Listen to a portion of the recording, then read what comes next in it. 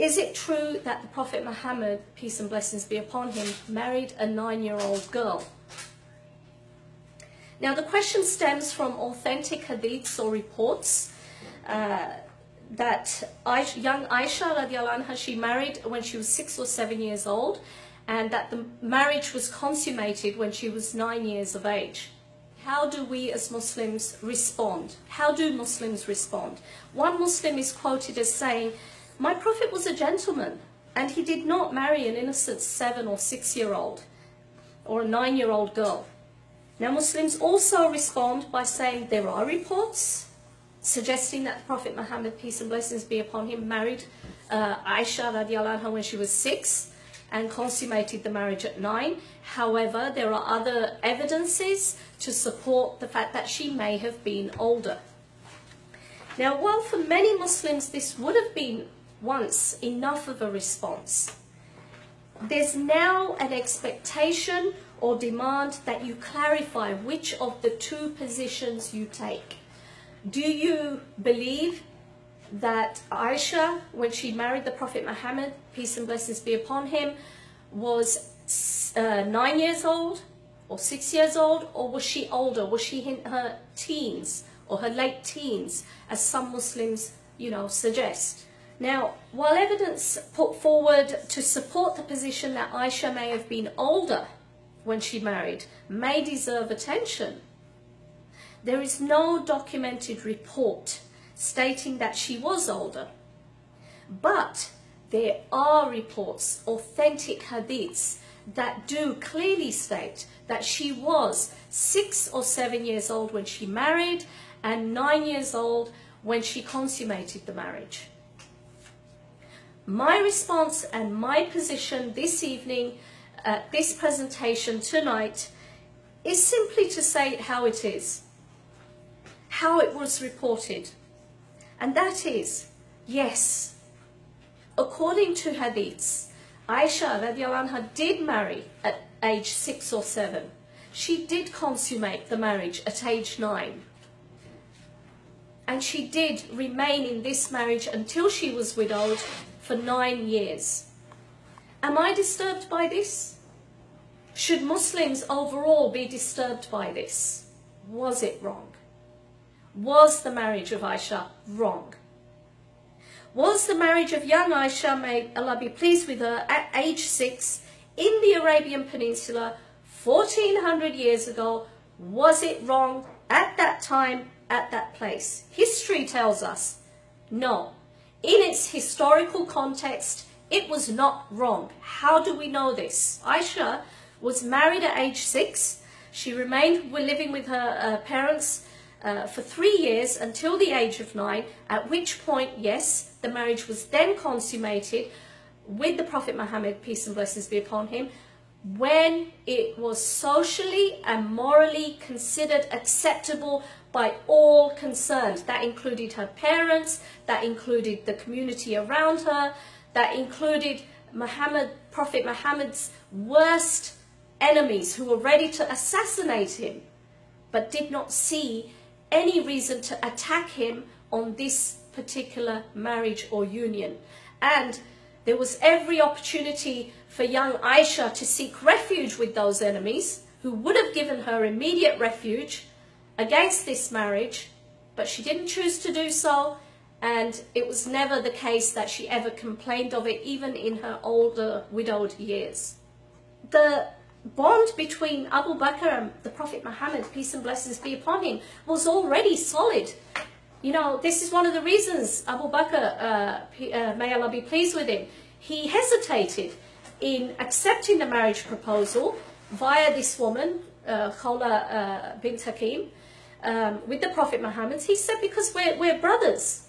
But the Prophet Muhammad clarified. He said, no, we're not brothers in blood.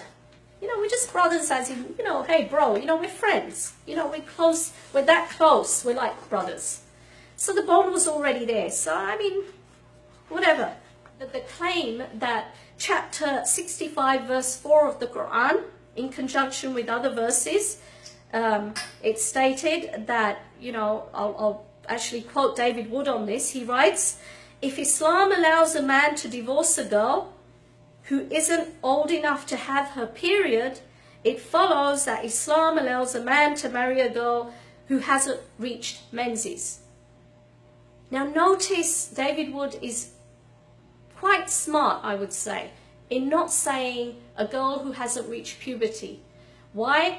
Because it is what it is. In the Quran, in that verse, it simply refers to menstruation. It simply refers to the term menstruation. It doesn't say that a girl who has not reached puberty is eligible. It doesn't even implicitly say that. She is eligible to engage sexually with a man or consummate her marriage. Yes, if you were looking at this verse at face value, yes. And according to the commentaries that go with this verse, a girl can marry, as did Aisha at age 6, having not menstruated or having not gone through puberty. And she can sexually engage having not menstruated. But can she sexually engage having not completed puberty? No. There's a difference between the terms puberty and menstruation. The two are not synonymous in this respect.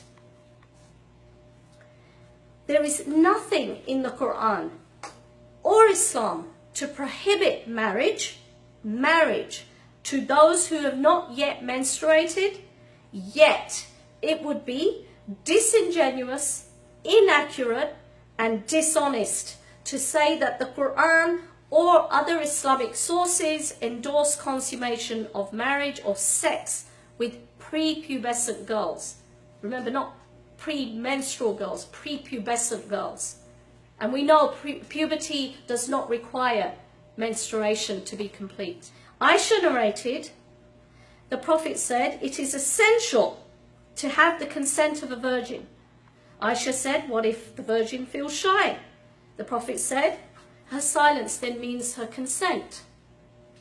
Now, it's important to note that the Prophet Muhammad clearly states the importance of obtaining consent. A girl should make it known when consent is not being given.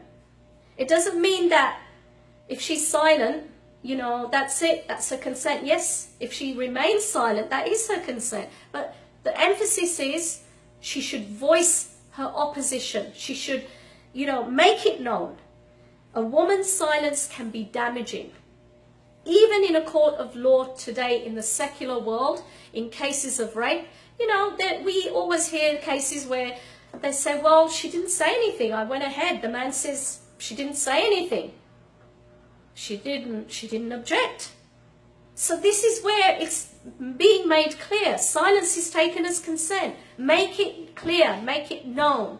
This is what Islam is saying. The fact that Aisha is witnessing and narrating this hadith is also very important, because this confirms that Aisha herself was made aware of her own right after her marriage, after the fact that she is now married with the Prophet Muhammad, peace and blessings be upon him, of her right to also annul her marriage, just like this girl.